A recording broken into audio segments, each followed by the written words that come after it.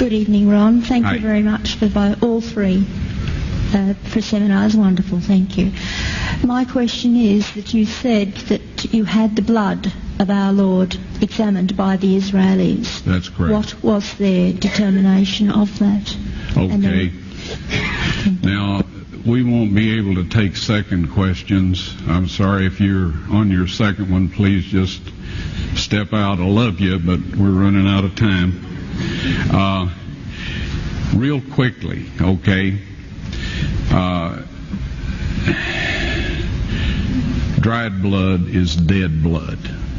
Everybody knows that, all right? They can test the blood of the pharaohs, the mummies of the pharaohs, all right? There's certain things they can do. They cannot get a chromosome count by any method I'm familiar with, all right? Things keep changing. I don't profess to know everything. However, there's no way I know that you can get a chromosome count out of dead blood. You can get a DNA and some other things, but not a chromosome count, all right? That's done by living white blood cells. Now then, first of all, in this analysis, I took the blood into a laboratory in Israel. I asked one of the people I work with in antiquities, where is a good laboratory that does reliable work? And they said, such and such, such and such. I took it. I just said, please examine this blood and tell me what you can tell me about it. All right? They said, well, look, we're going to reconstitute it. We're going to put it in normal saline and keep it at body temperature for 72 hours with gentle swirling. All right? That's their business. That's great. I said, now I want to be there when you check it out. They said, fine. So I was back. They checked it out. I said, now, they said it's human blood. We can tell that. They did whatever tests they need to do. And then I said, take some of the white blood cells and put them in a growth medium and keep them at body temperature for 48 hours. And they said, well, that'll do no good because it's dead blood.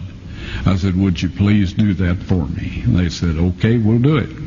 So anyway, I said, I want to be there when you take it out and examine it. So I was back there. They took it out, examined it under a microscope, and the one technician called the other one over there, and then they called the boss over there, and they were talking Hebrew a mile a minute there for a little bit, and they looked at me and they said, Mr. Wyatt, this human blood only has 24 chromosomes in it.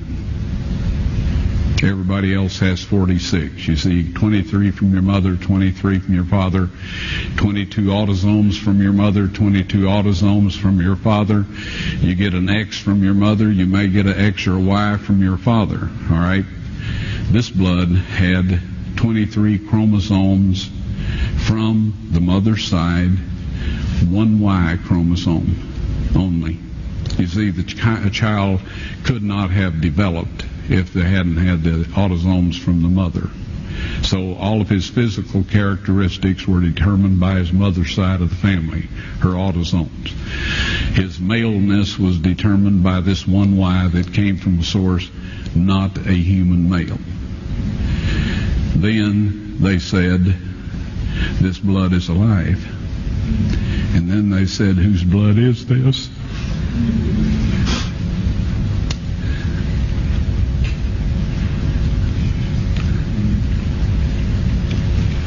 I said, it's the blood of your Messiah.